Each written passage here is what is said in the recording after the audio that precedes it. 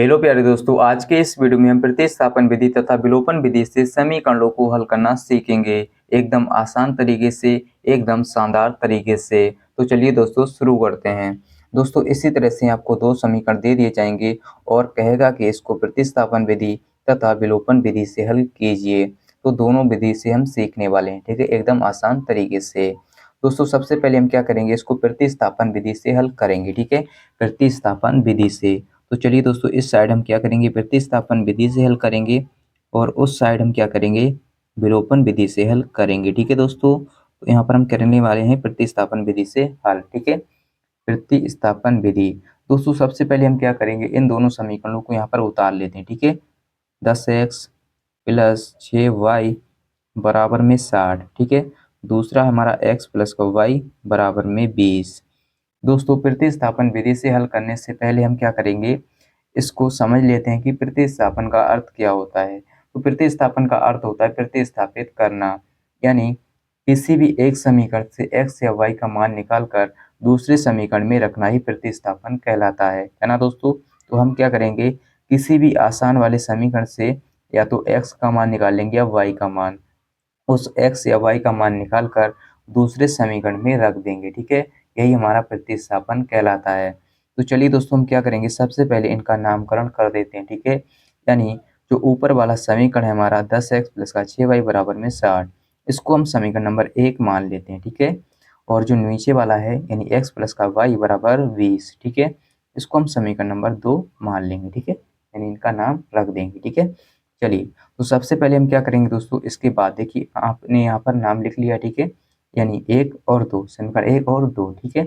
इतना करने के बाद आप क्या करेंगे दोस्तों, जो आपको सरल यानी आसान समीकरण लगे उसको आप उठाएंगे, ठीक है। तो यहाँ पर हमें दोस्तों दूसरा वाला समीकरण जो है आसान लग रहा है, ठीक है। तो यहाँ पर हम लिखेंगे समीकरण समीकरण 2 से, ठीक है। समीकरण 2 क्या है तो उसको नोट कर लेते हैं, ठीक है, इसको नोट करेंगे। तो x प्लस का y बराबर में 20 है ना दोस्तों।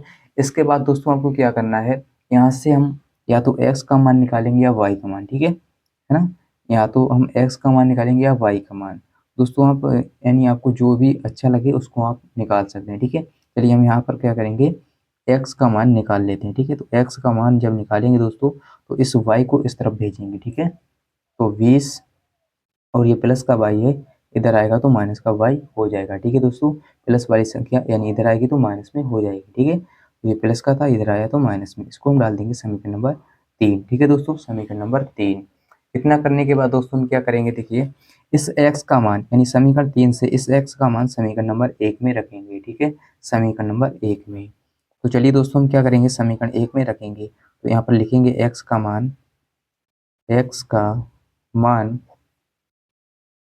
समीकरण 1 में, x का मान समीकरण 1 में रखने पर दोस्तों इतना आप लिख लेंगे, ठीक है। तो रखने पर दोस्तों समीकरण 1 क्या है इसको नोट कर लेते हैं यहाँ पर, ठीक है। समीकरण हमारा 1 है 10x प्लस का 6y बराबर में है 60। और दोस्तों देखिए 10 गुणा इस x की जगह हमें रखना है 20 माइनस का y, 20 माइनस का y, ठीक है।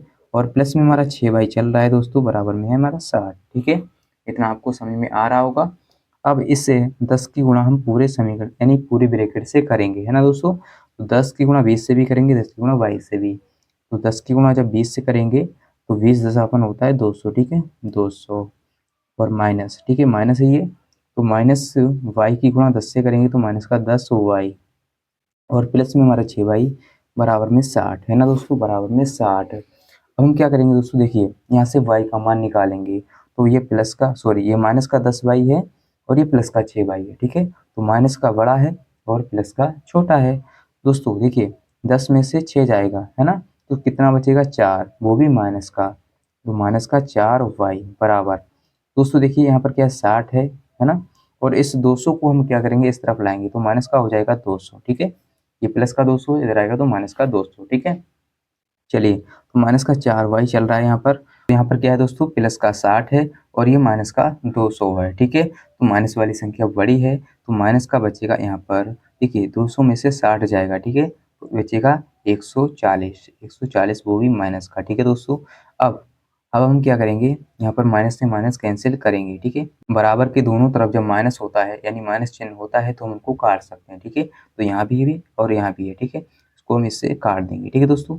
अब हम क्या करेंगे, यहाँ से y का मान निकालेंगे तो 140 और बटे में ये 4 आ जाएगा, क्योंकि गुणा वाली संख्या इसके बटे में आ जाएगी, ठीक है। यानी जो भी बड़े गुणा में संख्या होती है वो बटे में आ जाती है। तो 4 के गुणा में यानी y के गुणा में 4 है तो ये बटे में आ गया, ठीक है दोस्तों। तो इसको काटेंगे, 4 एकम 4, ठीक है, और 4 तियाँ 12 है ना दोस्तों। यहाँ पर कितना बचा, 4 तियाँ 12 हो गया, 14 है, 2 बचा, ठीक है, 2 और 0 यानी 20 हो गया।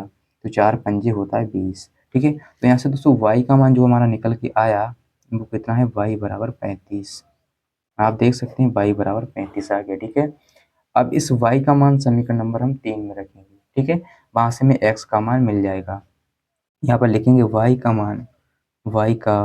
मान समीकरण किस में रखेंगे दोस्तों, 3 में, ठीक है। 3 में रखने पर 3 में रखने पर y का मान समीकरण 3 में रखने पर, ठीक है दोस्तों। y का मान जब हम समीकरण 3 में रखेंगे तो समीकरण 3 क्या है हमारा, 3 है x बराबर 20 माइनस का y, ठीक है। x बराबर 20 माइनस का y, चलिए इसको नोट कर लेते हैं, x बराबर 20 माइनस का y, ठीक है, 20 माइनस का y। अब दोस्तों x की जगह पर, ठीक है, सॉरी x का मान निकालना है तो हम 20 और माइनस y की जगह क्या है 35, ठीक है। y की जगह दोस्तों क्या है 35। तो हम क्या करेंगे दोस्तों, देखिए y की जगह हमने 35 रख दिया, ठीक है, 35 है ना। तो ये माइनस का 35 है और प्लस का 20 है, ठीक है। तो माइनस वाली संख्या बड़ी है तो x बराबर बचेगा माइनस का 15, ठीक है। इसको जब घटाएंगे 35 में से 20 को तो माइनस का 15 बचेगा। तो यहाँ पर दोस्तों हमारे जो मान है यानी y का मान और x का मान निकल के आ गया, ठीक है दोस्तों। देखिए यहाँ पर जो हमारे मान निकल के आए हैं यही सेम हमारे मान विलोपन विधि में भी आना चाहिए, ठीक है। चलिए इसको हम क्या करेंगे, विलोपन विधि से अब हल करेंगे, ठीक है दोस्तों, विलोपन विधि से, है ना। तो चलिए दोस्तों अब हम क्या करेंगे, इन दोनों समीकरणों को विलोपन विधि से हल करेंगे, ठीक है। पहले हमने प्रतिस्थापन विधि से हल किया, अब हम इनको विलोपन विधि से हल करेंगे, ठीक है, विलोपन विधि। तो दोस्तों विलोपन विधि से हल करने से पहले हम इसको समझ लेते हैं कि विलोपन का अर्थ होता क्या है, ठीक है।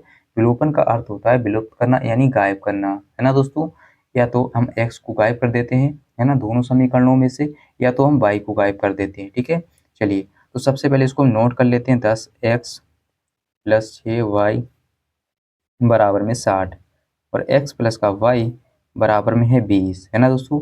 और इनका नाम दे देंगे समीकरण 1, समीकरण नंबर 2, है ना, समीकरण 1 और समीकरण 2। अब इसके बाद दोस्तों हम क्या करेंगे, देखिए इसके बाद हमें क्या करना है, यहाँ पर लिखना है समीकरण 1 व 2 से, यानी दोनों समीकरणों को नीचे उतारेंगे, ठीक है, समीकरण 1 व 2 से, समीकरण 1 व 2 से यानी समीकरण 1 और 2 को उतारेंगे, ठीक है। तो यहाँ पर क्या है दोस्तों, 10x है प्लस में 6y है बराबर में है 60, ठीक है, बराबर में 60 है। और दूसरा है हमारा x प्लस का y बराबर में 20। अब दोस्तों हम क्या करेंगे, देखिए हमें विलोपन विधि में क्या करना होता है दोस्तों, इनके गुणांकों को बराबर करना होता है, ठीक है। या तो हम x वाले यानी x के गुणांकों को बराबर कर लें, या तो हम y के गुणांकों को बराबर कर लें, यानी दोनों समीकरणों में, ठीक है। या तो हम x के गुणांकों को बराबर कर लें, गुणांकों का मतलब दोस्तों आप समझते होंगे, यहाँ पर जो संख्या लिखी है यही, ठीक है। और या तो हम y के गुणांकों को बराबर कर लें, ठीक है। तो किसी भी एक चर के हम गुणांकों को बराबर करेंगे, ठीक है। तो किसी भी एक चर के हम गुणांकों को बराबर करेंगे, है ना, तभी हम क्या करेंगे इसको, यानी तभी हमारा जो है विलोपन विधि से हल हो जाएगा, ठीक है। तो दोस्तों हम क्या करेंगे, देखिए ऊपर वाले समीकरण में जो लिखा है, ठीक है, यानी ऊपर वाले समीकरण में क्या है, x का गुणांक है 10, ठीक है। तो इस 10 की गुणा हम नीचे वाले समीकरण से कर देंगे, है ना। हमें क्या करना होता है, किसी भी एक यानी किसी भी एक चर के गुणांकों को बराबर करेंगे, है ना, या तो x या तो y, ठीक है। तो हम x के यानी x के गुणांकों को बराबर करेंगे, है ना, x वाले गुणांकों को बराबर करेंगे। तो देखिए जो ऊपर वाले समीकरण में है x का गुणांक 10 है, इसकी गुणा नीचे कर देंगे, और नीचे वाले समीकरण में जो है x का गुणांक 1, इसकी गुणा ऊपर कर लेंगे, ठीक है। इतना आपको समझ में आ गया होगा। तो चलिए दोस्तों इसको एक बार फिर से समझ लेते हैं जिससे आपको अच्छे से समझ में आ जाए, ठीक है। यहीं पर आपको समझना होता है, बाकी का पूरा सवाल आसान है। दोस्तों हम क्या करते हैं विलोपन विधि में, किसी भी एक चर को यानी किसी भी एक चर के गुणांकों को बराबर करते हैं, ठीक है। किसी भी एक चर, ठीक है, चर का मतलब आप समझते होंगे एक्स वाई, ठीक है, किसी भी एक चर के हम गुणांकों को बराबर करते हैं, ठीक है, या तो एक्स के गुणांकों को बराबर कर लें या तो वाई के गुणांकों को, ठीक है। चलिए, तो यहाँ पर हमने एक्स के गुणांकों को बराबर किया है, ठीक है, यानी करेंगे, ठीक है, यहाँ पर हमने गुणा कर लिया है, अब इनकी हम गुणा करेंगे, नीचे लिखेंगे, है ना। तो यहाँ पर क्या है दोस्तों, देखिए एक की गुणा पूरे समीकरण से करेंगे तो इतना ही रहेगा, 10x प्लस में 6y बराबर में 60, है ना। और इस 10 की गुणा पूरे समीकरण से करेंगे तो हो जाएगा 10x, यानी 10 की गुणा x से तो 10x प्लस 10 की गुणा y से तो 10y बराबर 10 की गुणा 20 से 10 दशापन 200, ठीक है, सॉरी 20 दशापन 200, ठीक है, इतना हो जाएगा 20 दशापन 200, है ना। इतना आपको समझ में आ गया होगा। अब हम क्या करेंगे, देखिए यहाँ पर आपको अब घटाना है, यानी ऊपर वाले समीकरण में से नीचे वाले समीकरण को घटाना है। तो दोस्तों आप देख सकते हैं इनके गुणांक बराबर हो चुके हैं, 10x यहाँ भी 10x यहाँ भी, ठीक है। तो हम क्या करेंगे, घटाएंगे, ठीक है, ऊपर वाले में से नीचे वाले समीकरण को, तो माइनस माइनस और ये माइनस, ठीक है, यानी सारे चिन्ह इसके बदल जाएंगे, ठीक है। अगर यहाँ पर पहले से माइनस होता तो प्लस हो जाता, है ना, अगर प्लस होता, सॉरी, अगर माइनस होता तो प्लस हो जाता, है ना, और प्लस है तो माइनस हो गया, ठीक है, आपको समझ में आ गया होगा। घटाने पर यहाँ पर लिखेंगे घटाने पर, घटाने पर, ठीक है दोस्तों, इतना आप लिखेंगे घटाने पर, ठीक है। अब देखिए 10 से 10 कैंसिल हो जाएगा, ये प्लस का ये माइनस का, ठीक है, 10 से 10 कैंसिल, है ना, 10x से 10x कैंसिल, और ये प्लस का 6 बाई ऊपर है, माइनस का 10 बाई नीचे है, तो माइनस वाली संख्या बड़ी है 10, है ना, तो माइनस का बचेगा 4y बराबर, और ये 60 है प्लस का, तो माइनस का 200 है, ठीक है, तो हमारा बचेगा माइनस का 140, 140, है ना, और ये माइनस से माइनस कैंसिल हम कर सकते हैं बराबर के दोनों तरफ, है ना, क्योंकि हम इनको काट सकते हैं, जब बराबर के दोनों तरफ माइनस माइनस होता है तो उनको हम काट सकते हैं, ठीक है। चलिए अब दोस्तों देखिए यहाँ पर क्या करेंगे, यहाँ पर हम y का मान निकालेंगे, तो 140 और ये 4 है जो इसके बटे में आ जाएगा, ठीक है, 4 इसके बटे में आ गया, है ना, गुणा वाली संख्या बटे में आ जाती है, तो 4 एकम 4, और इसको काटेंगे, 4 एकम 4 और 4 तियाँ 12, है ना, 4 तियाँ 12 हो जाएगा, 14 है तो 12 हो गया, 2 बचा, है ना, तो 4 पंजे 20, ठीक है, यहाँ पर 0 है तो 20 हो गया था, 4 पंजे 20, y का मान 35, y का मान दोस्तों 35 आ गया, ठीक है। अब आप क्या करेंगे, इस y का मान समीकरण नंबर हम 2 में रखेंगे, ठीक है, समीकरण 2 में, तो समीकरण 2 ये है दोस्तों, x प्लस का y बराबर 20, ठीक है, समीकरण 2 में रखेंगे, ठीक है, तो यहाँ पे लिखेंगे y का मान समीकरण 2 में रखने पर, ठीक है दोस्तों, रखने पर, इतना आप लिख लेंगे, ठीक है, रखने पर। चलिए दोस्तों अब क्या करेंगे, y का मान समीकरण 2 में रखेंगे, समीकरण 2 है हमारा x प्लस का y बराबर में 20, है ना। अब हम क्या करेंगे, x प्लस y की जगह 35 है बराबर 20, ठीक है, y की जगह पर दोस्तों क्या 35, तो x बराबर हो जाएगा हमारा, x बराबर क्या हो जाएगा, 20 पहले से इधर है और ये 35 जो इधर आएगा तो माइनस का 35, ठीक है। दोस्तों यहाँ पर x का मान जो आएगा वो कितना आएगा, x का मान आएगा हमारा माइनस का 15, ठीक है, क्योंकि 35 बड़ा है 20 छोटा है। दोस्तों आप देख सकते हैं कि जो हमने प्रतिस्थापन विधि से मान निकाले x और y के, वही सेम मान हमारे विलोपन विधि से निकल के आए। तो उम्मीद करता हूं दोस्तों आपको समझ में आ गया होगा कि कैसे हम प्रतिस्थापन विधि और विलोपन विधि से समीकरणों को हल करते हैं। और अगर आपको समझ में आ गया है, अगर आपको ये वीडियो अच्छा लगा है तो वीडियो को लाइक कर दीजिए, चैनल को सब्सक्राइब कर लीजिए, जिससे आपको इसी प्रकार के वीडियोज मिलते रहे। और इस वीडियो को आप अपने दोस्तों के साथ भी शेयर कर दीजिए ताकि वो भी देख पाएं। और मिलते हैं अगले वीडियो के साथ, आज के लिए इतना ही, जय हिंद।